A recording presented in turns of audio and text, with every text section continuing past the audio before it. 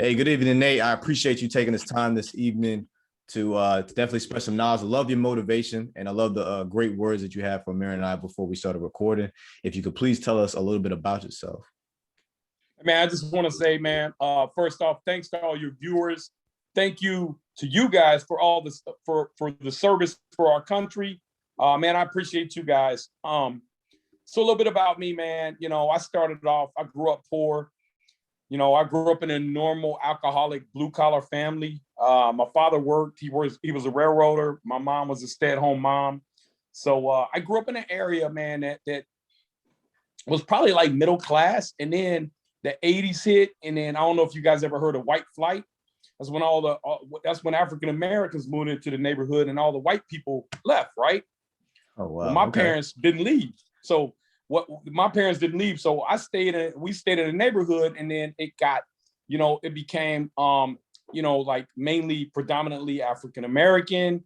And then the whole school district went down. It really like went from middle class to a poor school district, not because African Americans came in, but just because that was the cycle that neighborhood went through.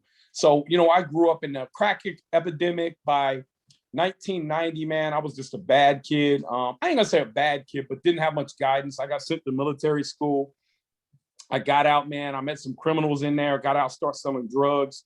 And by 1993, I caught my first felony.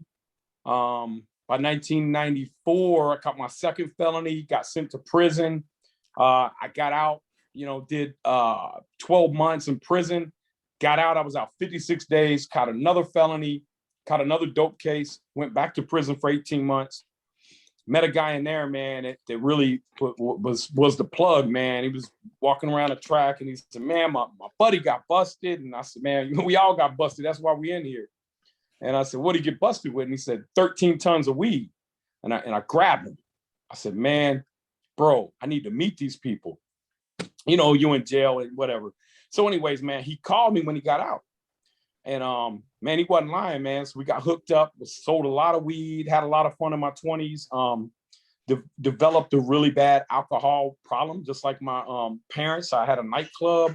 I was a womanizer. I was a drug dealer and had millions of dollars. But by the time I was 29, I felt empty inside. So I cried out to God, man. I didn't know what I was going to do. I never had a job in my life. And he showed me real estate, man. And I'd like to say I never looked back, but that wasn't the end. I'm an extreme person. So whatever I do in life, I'm extreme.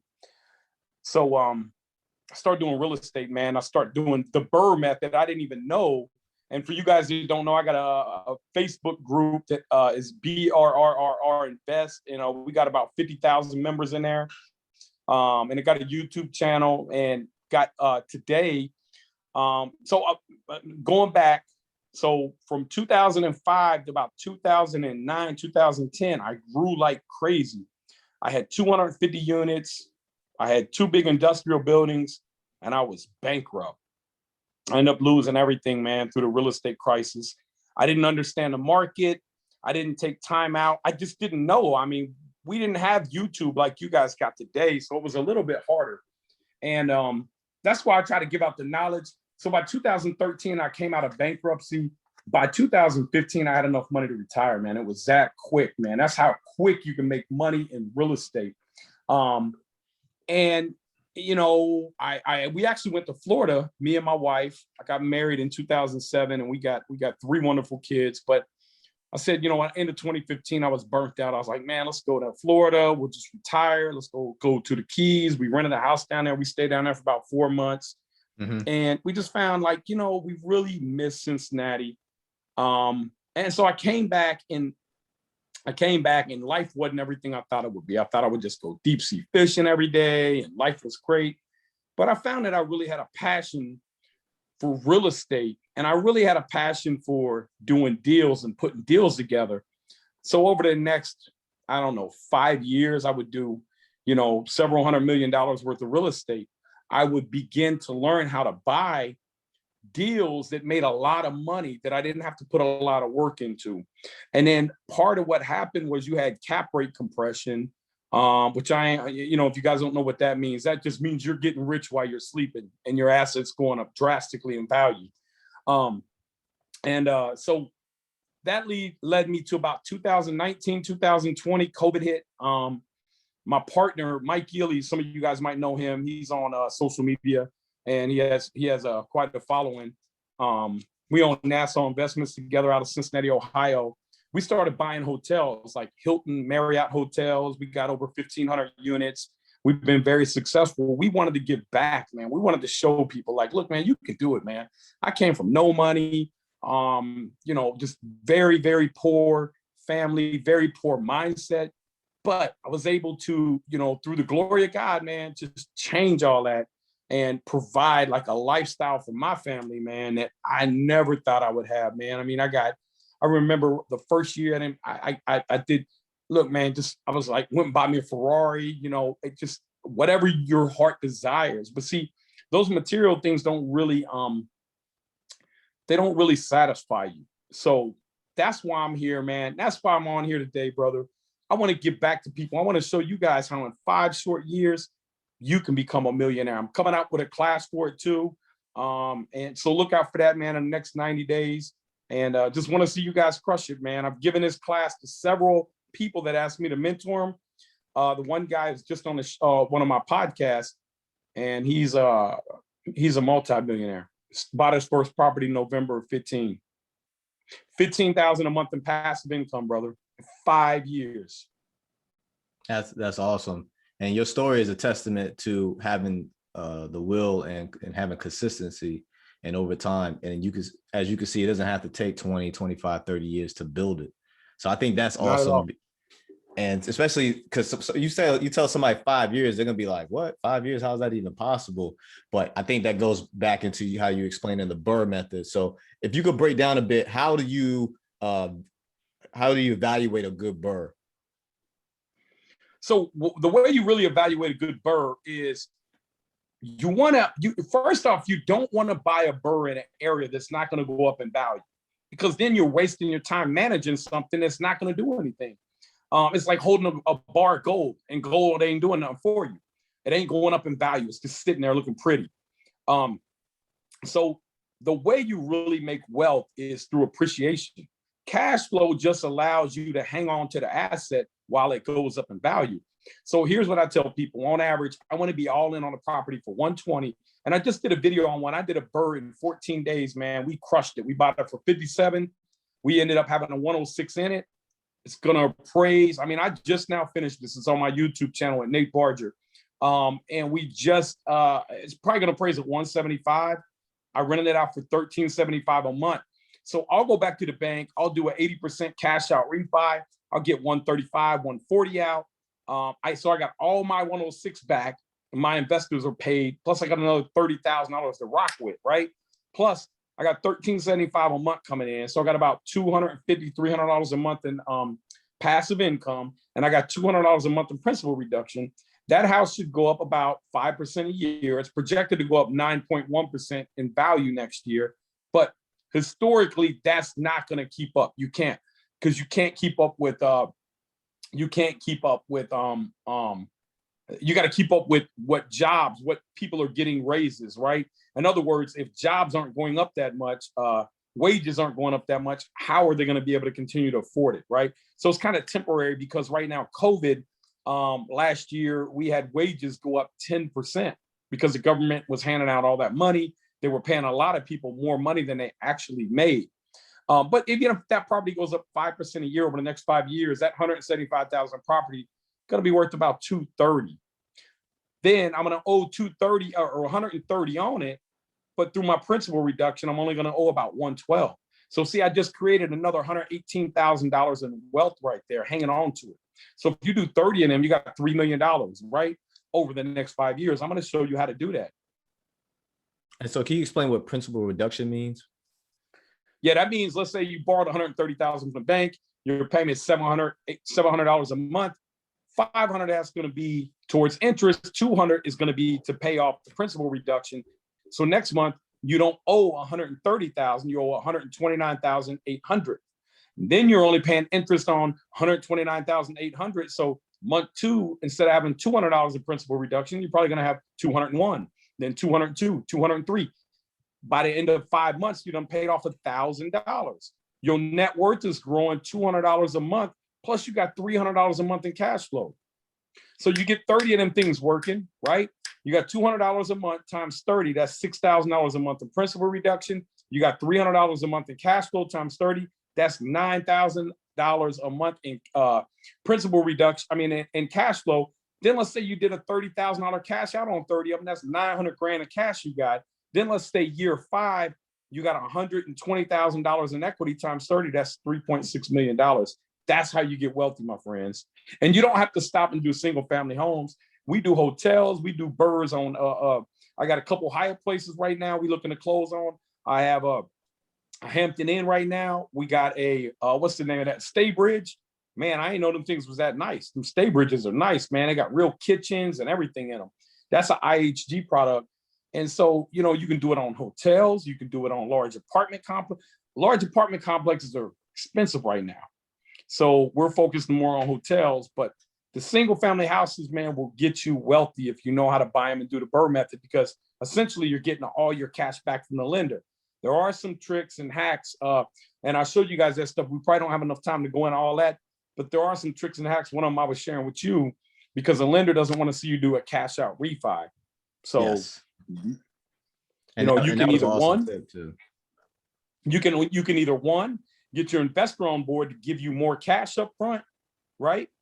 And then they just cash your investor out. Or number 2, you can create a mortgage for your time, energy, effort, and any sweat equity that you paid yourself. And then what you recommended earlier was bestplaces.com in order to identify the best places to try to find these BRRRRs that will go up in value. And so with this website, I'm assuming based off what you explained. Hey, hold on. So it's bestplaces.net. And it's probably not the best site out there, but it's free. And so, yeah, that's why I said bestplaces.net, because it's free. Oh, gotcha. What are some paid services? Do you have a couple? We use ERSI, ERSI. That's one of the things that we use. We use one is called Star Report for hotels. We use Dodge, a Dodge report that tells you all about, but those things are expensive, man. Unless you're doing like a $10-20 million project, you don't want to pay for that stuff. Yeah. CoStar is a good one to use.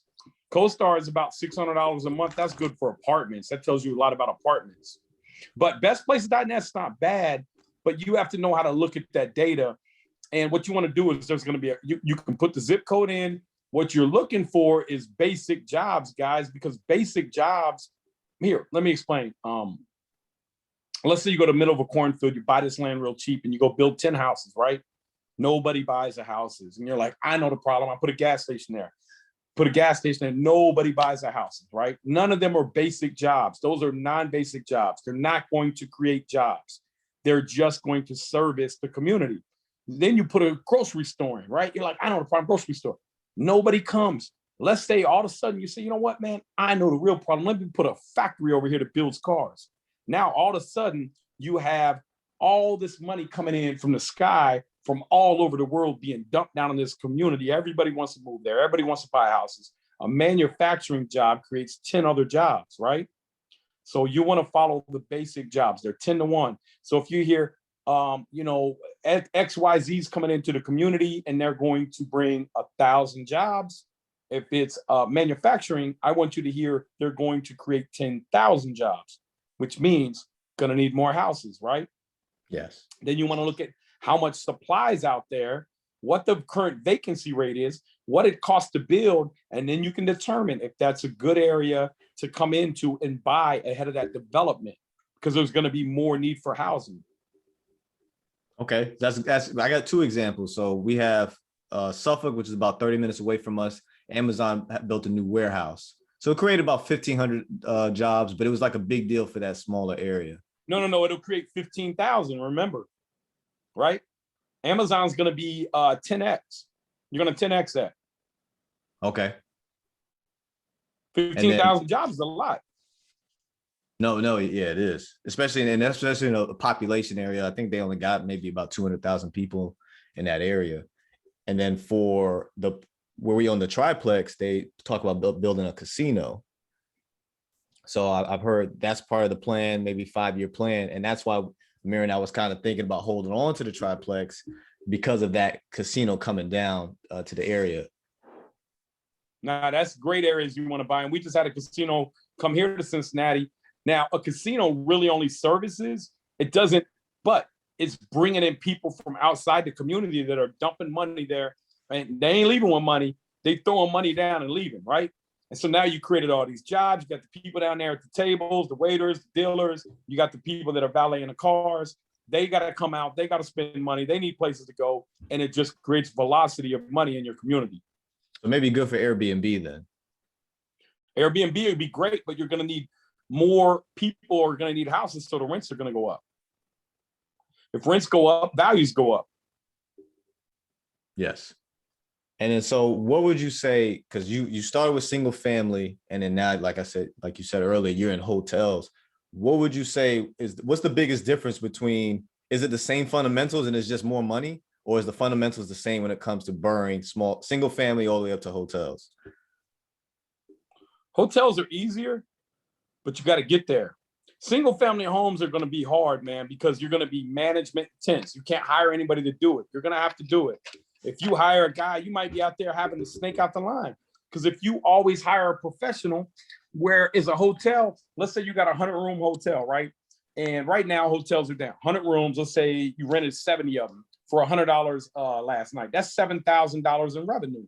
Let's say times 365 days. That's going to give you about $2.4 million in revenue. And a hotel ain't that much bigger than an apartment complex, but it brings in so much more cash flow. You can really give a guy $70,000 a year to run it for you. Where with a house, with a single family house, you pay a guy $70,000 to run your house, man, you're like, I ain't got no money left. So you are that guy, right? So single family homes are a grind, but they're necessary, and you got to buy in the right area. You got to know what you're doing. One wrong mistake can either A, set you back, or 2, bankrupt you. So don't make a mistake early on. Make sure you go watch my videos, man. I'm going to show you guys everything you need so you don't make the same mistakes that I made, man, because I made a lot of them. Do you think it's worth with single family homes? Well, let's say I have a single family home that's 1,300 square foot, and it's 2-bedroom, 1 bath, a 3-bedroom, 1 bath. Do you think it's worth putting the extra plumbing in to add an extra bathroom to make a 3-bedroom, 2 bath? No, because you ain't gonna get no more rent. See, when you're dealing with properties like that, unless you're in a real high-end area, you probably only gonna get, it's 1,300 square feet. Yeah. You're gonna get 80 cents to $1.10 a square foot is all you're gonna get as a rental. So what are you getting for that unit? A 3-bedroom, 1 bath, 3-bedroom, 2 bath out here. You probably get about 1,400 a month. So you're only getting $1 a square foot, right? You could put gold showers in there, man. You're only getting $1 a square foot, because if you start over improving it, people, let's say 1,600, they ain't coming to that neighborhood. They're going somewhere else, right? Yeah. So you already getting all the money out of it. Don't put no extra money in unless you see the area is going to change. Like sometimes I'll go ahead of areas that are going to change, and I'm like, hey, man, I know this area is going to change in 3 years. I'm going to put granite countertops, and I'm going to rent it to Section 8, but I'm going to make sure I'm very picky with my tenants, because I know when I come out in 2 or 3 years, the rent's going to jump up because of what's going on in that area. Okay. All right. That makes sense. Because I hear a lot of investors, they say they do that with their BRRRRs. They add a bathroom in order to kind of make it more appealing to a family. You know, add a driveway, add an extra bathroom. Because a 3-bedroom, 1 bath, that's uncomfortable for a family. Usually a 3-bedroom is usually for a family of 4, you know, maybe even 5. So they talk about here's how you check that. What's the occupancy? Are you having a hard time keeping it rented? 3% in this area, generally 3%. Are you having a hard time keeping it rented? No. Then there's your answer, right? If you couldn't rent it and everybody's like, hey, man, I need another bath, right? But you probably have a shortage of housing in the area, right? If you're only running a 3%, that means it's tight. That means you got a housing shortage right now. No, because I think for us, it's definitely, you're seeing the shift. you're seeing the shift in where people are starting to live. So Prentice Park, where one of our properties is at, you're seeing that people are gravitating over to that area. I think it is because of they're anticipating the casino and anticipating. And it's because it's because the prices are going up, and that's where they can afford, man. Go look at all the prices, man. Everywhere's going up, and they're pushing them out into, man, I sold a house last year for $42,000. It was in the hood. I bought it at the tax sale for $5,000. Man, I had so many problems out. I was like, man, I don't even want this house no more. I kept having problems, man. I couldn't get no good tenant. Man, I was driving by the other day. I just bought about 100 something units over there, and I seen I had a sign, man, 119,000 pending, bro. I was like, dang, man, just the whole market's on fire right now, because you know why? Interest rates went from 4.5% to 2.75%, and that made everybody be able to afford $800-900 a month mortgages. $120,000 house, only about an $800 or $900 mortgage, and that 3-bedroom house I would probably rent for $1,250. So you're gonna pay $1,250 to rent, or you're gonna go buy it for $900 a month? Is the fact that it's a seller's market right now affecting how hard it is to find a good deal for you, or for no, any... not me, man? Because I've been doing it for so long, and your integrity. When people bring me deals off market, they know I'm not going to screw them. They know I'm not going to circumvent them, and they know I'm gonna be honest with them. You know, and if somebody come. I had one of my buddies brought me a deal. I said, man, I was like, man, I want it. It's a 48 unit.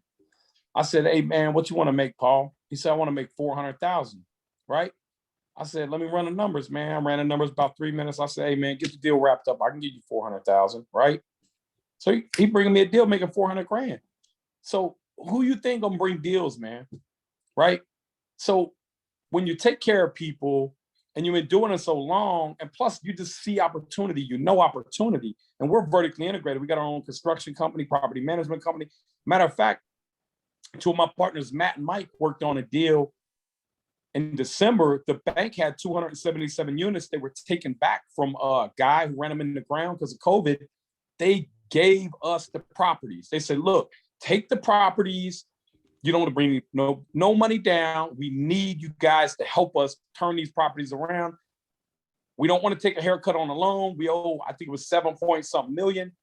And we're going to give you $1.2 million to renovate them and bring them back up. So when you have a good name, a good reputation, and you take care of people, and you don't be like, well, man, I don't want to pay you that much money. Don't be that guy, man. You know, value the next guy's time just like you would want somebody to value your time. People will take care of you and bring you deals. And then so I want to talk about the transition between going from single family to commercial. What did you experience with that? Because right now our experience is we have, our 3-unit and our duplex, but then going into like a 12 or to 50 unit, did you start having like a superintendent or like a maintenance man on site or a property manager on site? What are some differences you had with that? Yeah, so when you start to get the larger 30, 40, 50 units, you want to try to get somebody on site to stay there, take care of the grounds, let you know what's going on. I mean, especially if it's in like a bad neighborhood. And, then you want to start scaling. And, what I had to do, man, I had to, my first year I did 10 BRRRRs, right? And I pulled about 300,000 cash out of them. My very first year, man, because I got told you I'm just extreme, man. When I say go, I'm gone. And I start buying more and more and more. Well, within about 2 or 3 years, I knew I had to bring somebody else on because I was getting burnt out. I was working 16-hour days, and I had a wife, just had a little newborn baby. Just stopped selling drugs like 2 years prior to that. Was trying to figure out how to make a legit living. And what I did was I sold a house. I made like 40 grand. I said, I'm gonna put this 40 grand in escrow, and I'm gonna hire somebody, and I'm gonna pay them out of that. And I was like, I gotta make it work. And so I hired somebody, put the 40 grand in there, and then that person ended up making me 80,000. I was like, wow, you can make money off hiring people. And they made me that, and then I was able to vertically integrate and start my own management company. And I was buying so much that I always had construction guys around. So it wasn't hard for me to send somebody over there to fix something. So that was an advantage that you want to get early on, is the construction side of it. Because if you're not good at the construction side, all the big developers who make a lot of money, they're all vertically integrated. They all had their own construction company.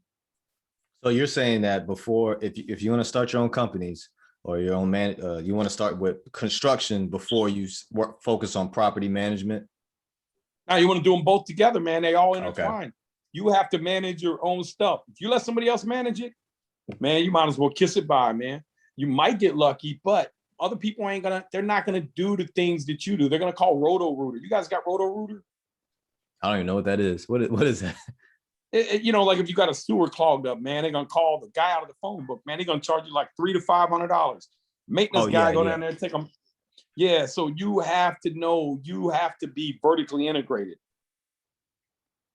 Yeah, you make a good point. And then, so what do you suggest for people that have day jobs and they're trying to invest and go 100% in real estate investing, like how you've explained it here? 5 years, you're gonna have to work crazy hours, but listen, man, a little bit of sacrifice. After 5 years, you can quit your job, because the goal is really to get out of working for somebody else most of the time, right? Yes. So, I mean, you got to make some sacrifices, man. Some of the sacrifices might be your time, might be your Friday nights, might be your Saturdays. It doesn't matter. Don't focus on the circumstances. Focus on the goal. Don't let your circumstances change the goal. Don't say, well, this is too hard, so I'm going to lower the goal. Don't say that. Say, I'm going to work harder so the goal's not that much farther away. Just like in the military, man. You don't say, oh, it's really hard, my side hurts. Man, keep running, man. Right? Don't focus on the circumstances, focus on the goal. Get to the finish line. That's all that matters. And if so, remember earlier we were talking about capital, right? And you said capital is not the problem. It's help getting other investors. So what do you recommend to people as far as how to get other people to want to invest with you, to where everybody feels like they can win in the situation? Well, you gotta look first. You gotta have a plan put together. You can't approach people and ask people for money if you don't know what you're doing, if you don't have a business plan put together. Like you guys went out and you guys bought stuff with your own money. Now you guys are ready to use other people's money. But don't focus on what your goal is. Focus on what their goal is, right? What is your goal if you want to invest? Can I reach that goal and still compensate myself and feel like it's fair? And if the answer is no, then don't do that deal. But what I was saying earlier, it's not that money's not hard to get. Money's hard to get. Everything's hard. But you know what? It's hard becoming wealthy. But you know what else is hard, man? It's hard being poor. So don't let them things keep you from being what you need to be. If getting money is hard for you, then practice at it, man. Go out and just say, you know what? I'm going to get this done. That's it. And don't stop, don't give up, and you'll get there. So every last little thing can be hard if you let it be, but you got to change your mental. And I'm just going to go out here and make it happen. When it comes to the business plan, do you recommend that somebody already has a deal ready before they get investors, or say, hey, this is my plan. I intend to get a property that's from 500, 600K. If you could just, this is how much interest you can make off of this deal. If you could give me 10, let's say 10 grand, then things will work out? Or do you recommend finding a deal first, or putting the plan together and then everything's like on a PowerPoint, presenting it to the investor? Well, how are you going to find a deal if you don't know what the goal is, right? Okay. You could just go be finding a deal that ain't no good. So you wanna look, man, I'm giving this stuff away for free. Watch my YouTube videos. You want to come up with a 5-year goal. 5-year goal, I can show you how to be a millionaire and retire with at least $7,500 a month in passive income. So you have to come up with the goal first. Once you come up with the goal, then you have to learn to go scrape the data, learn how to apply the data, and then put the action steps in place, then execute, right? So your brain's a supercomputer. You got to scrape the data. You got to know all the things I was telling you about earlier. What areas should I invest in? Why should I invest here? What kind of financing am I going to get? How much cash flow am I going to get? What year's house do I buy? Certain year houses you don't want to buy, man. They're too old. They're going to fall apart on you. And I got videos to show you all that. But only then, once you know the stuff, you need to take 5 or 6 months and learn. Here, let's think about it like this. If you were a doctor, you wouldn't just go in and say, you know, I just decided I want to be a doctor, man. Let me come in here and hey, man, y'all get out the way, man. I'm gonna operate on it, right? Real estate's the same way. You can't just jump in and buy. As eager as you want to be, you got to know what you're doing. Otherwise, it could get hurt. You could get hurt, man. And you don't want to do that. So 6 months, man, watch my videos, watch your videos, listen to you, network with people. And after 6 months, man, you should be, if you're really adamant about it, you should really be educated enough to go out here and crush it. And so, yeah, I think that's the block for a lot of people is this goal that seems so big, right? And so for us, you know, buying that first property, like, oh, wait, okay, great, we did it. All right, now time to go to the next thing. And so what you're saying makes sense. And it's just getting past that mental block because, yeah, buying a hotel to me in the mirror right now is like, whoa, but you got to get past that in order for that goal not to seem so large to where it's so intimidating. You have an analysis paralysis, like they'll say. And so for me, but you know, when I jumped into the hotels, man, that was scary for me because I went bankrupt. I never wanted to go bankrupt again. Yeah. But my partner, man, he just pushed it. He was like, nah, Nate, we're gonna do a hotel. And he did everything. He called, he said, hey, Nate, we closing on I need you at the he doesn't communicate like me. He just said, hey man, we got to close and I need you the attorneys tomorrow. And I said, all right, man, what we closing on? Because we buy property all the time. He said, we closing on a hotel. And I was like, we closing on a hotel? I didn't even know. And so he kind of dragged me along on that, but I was scared, man. I was scared, man. But through COVID, really, I got comfortable with hotels. I was like, man, it's the worst they can get ever. And then, so now I'm totally comfortable with them. And then now we're building about a $70 million high rise down in Florida. So that's what makes me a little nervous because I never did one of them before, but it doesn't matter, man. You got to go for it, man. And if you fail, that doesn't determine where you end up. The only time that you fail and that determines where you end up at is if you give up. So if you never give up, after you fail, you'll eventually succeed and be very, very, very successful. And so it's very humbling being able to talk to you because you talk about these major deals to a lot of people that they can't even fathom, but you make them seem small. And I appreciate your transparency too, right? Because we all have our mental thresholds. We're like, whoa, that's a big deal. But then once you get over that hump, you're like, all right, cool. What's next? What would be next? The first deal was your hardest, wasn't it? That first house, you were like, oh. But once you do your first one, you're like, man, I'm ready to get another one. Because you see, like, man, it's not that hard. Like, we had to make some sacrifices. Yeah, I might have to go over here and plunge the toilet out. I might get some calls I don't want to have to deal with. But it's getting me closer to my overall goals, right? No, yeah, you're completely right. And I think one key thing that you spoke on was doing the homework. I think a lot of people. So one thing that I've noticed is that when you get excited, you get emotionally attached to a particular deal that you like. And so you find yourself trying to ignore all the other yellow and red flags. And so then you end up in a deal that wasn't probably the best. But throughout that process, I guess you get kind of addicted to the ecstasy, the feeling of like, I'm doing something, but you're really not. And so I like the fact that you talked about doing the homework because you could be setting yourself backwards, even though, you got a few more units, but is it really helping you as far as appreciation over time or even cash flow? Yep. Yeah. No, absolutely, brother. And so with all this you said, man, because you have a lot of drive and you got a lot of motivation, man, and a lot of knowledge. What would you say what would you consider your rich state of mind? What's your big why is why you do everything that you do? Well, right now, man. So this year we set out a goal to buy about $500 million worth of hotels, right? And I'm telling you this right now, man. This is from somebody who grew up poor, alcoholic family, blue collar. I never had any wealth in my family, man. And I mean, nobody, not like, oh, my cousin had, nobody had money, man. We were just poor. And just realized that, man, the thing that makes you poor is your mind. So 88% of millionaires, everybody thinks, oh, well, I can't make money because they come up with a reason, right? I don't have money. Let me tell you something, man. 88% of millionaires, according to Fidelity, in the United States are self-made, meaning they didn't have any money. 90% of those people made their money in real estate. So it's nothing to think about. It's nothing to think about, man. 88% of people out here that are millionaires made their money in real estate. 88% of millionaires are self-made. 90% of them made it in real estate. It's simple, man. Let's do that.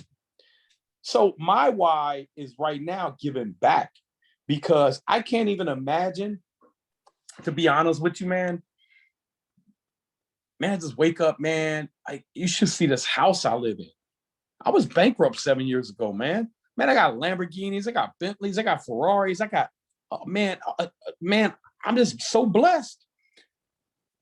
But the thing, my why is giving back to you guys, because I don't want you to feel like you can't have what I got, because you can.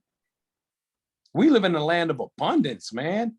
And once you understand money, see, here's the real way you get wealthy.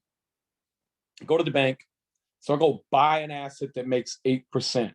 Okay, you follow me? All right. I go to the bank, I get the money from the bank, and I borrow for 4%. That's it. I make money off the bank's money. It's called leverage. Let's go say I do that on a $10 million deal. You say, well, I can't do a $10 million deal. That's okay. Then do a $100 deal. Then do a $1,000 deal. Then do a $10,000 deal. It doesn't matter, man. It just has a different zero. Don't be scared of a zero. That's all they are. You just got to get out here and do something. So once you do your first property, like what you guys did, man, it becomes easier. You know, and just don't, whatever you wake up, write it down. What's my problem? What's keeping me? It's called critical path method. What's going to keep me from scaling and growing? And then you write it down and you sit there, and within 5 minutes, you determine a solution. You may came up with 70 solutions. Which ones are the most viable? And you just go for it, man. You make it happen.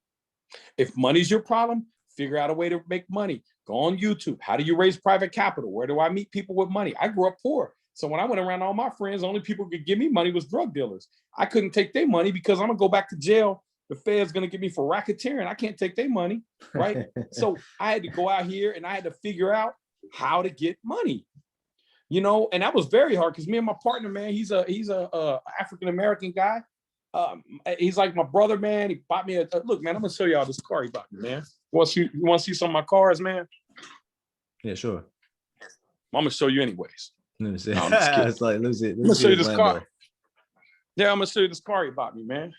You know, he bought this for me last year, man. He knew I wanted it. And Mike, his name's Mike Gilly, man. Check him out. He got a Facebook group too. This is called Apartment Investing Secrets. Look at this car here, man. See Which that? one at the bottom? Yeah, the Dodge Viper, yep. Yeah, that's nice. Yeah, I see how you got. Look. Yeah, I see how you got your car set up too. That's what's up. See the Ferrari? Damn. Hey, look, All right, man, I see you. Look, man, look, man, Grand National. I got the Lambo over here. You know, so look, man. See that? Was bankrupt, man. Don't let nobody tell you can't have stuff, man. Look at this. Got the butterfly doors, man. Look. See that? Go get you what you want, man. Go get you what you want. Right? Man, I'm here giving everything away to you guys, man. Everything. Look, man. Man, I went and bought my a Bentley. Look, see that? My wife said, nice. "Oh, you bought you a Bentley? I want one too." So guess what? I bought two of them. See that? Match here. His or her Bentleys, man. So look, man, look at this. Look at this beautiful neighborhood I live in. You see that, man? Look, I grew up poor, man. I like that. Look at it. But look, this stuff doesn't define me. And I don't care if I was broke, I'd still be happy. You know why? Because look, man, when I was in prison, I was in the hole, and guy came to me, man. He said, "What if you could be happy now?" See, I thought I wanted a red Ferrari. I said, "That'll make me happy." But this car here is probably my favorite. I love the Lambo, but this one here, because my partner bought it for me, man. It symbolizes your 8,000 friendship. original miles. Yeah, he's like my brother, man.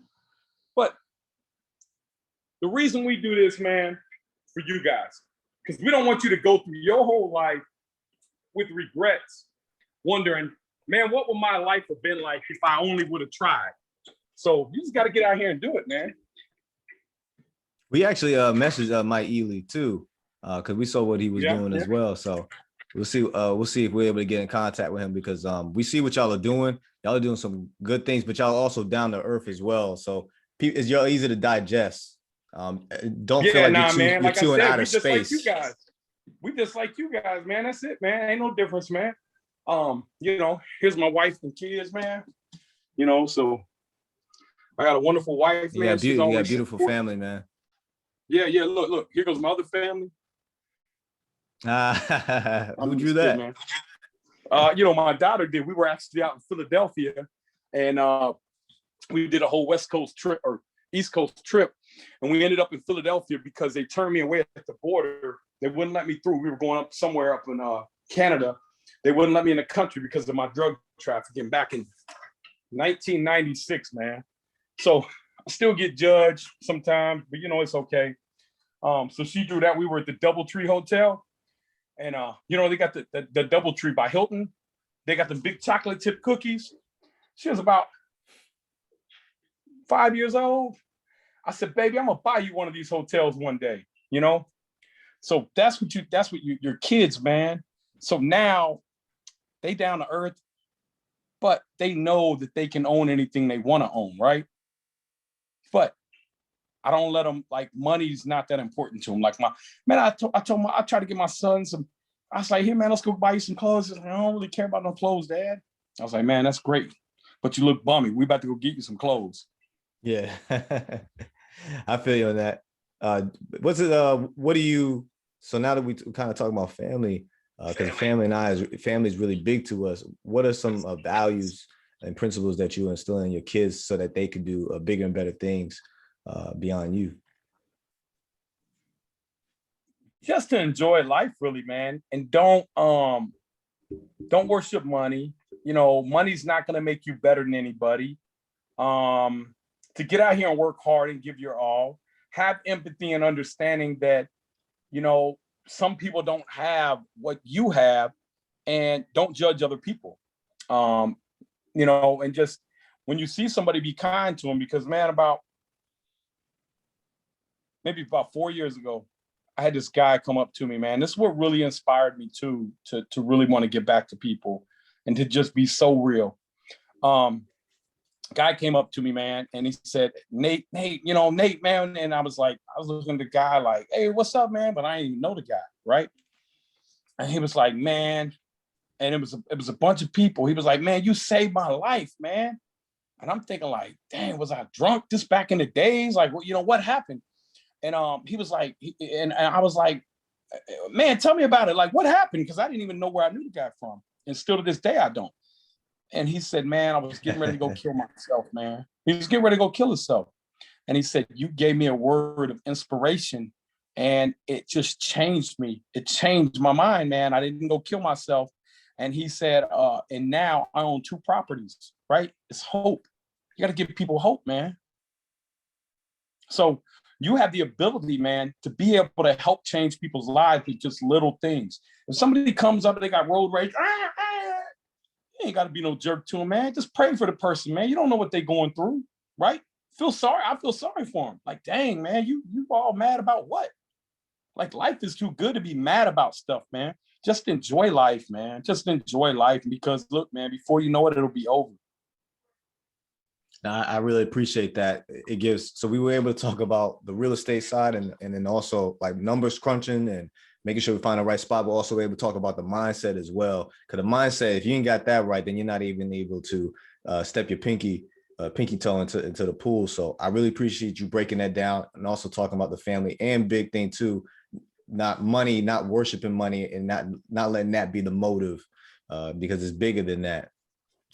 So I really appreciate you, Nate, taking the time this evening. You really, really was inspirational to Amir and I, and to the people that's going to be listening to this. I really think this is going to be a really impactful episode. Probably one of my favorite ones. Seriously, I love your energy too. I feel like you probably like this all day.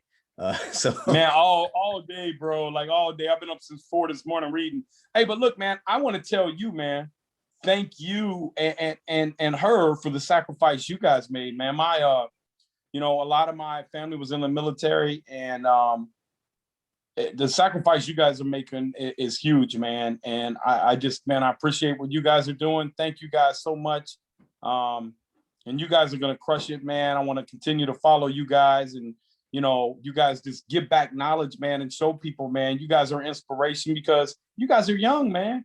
And you guys, I'm 45 years old. I've been doing this since I was your age, man. I started real estate when I was 29 and been bankrupt.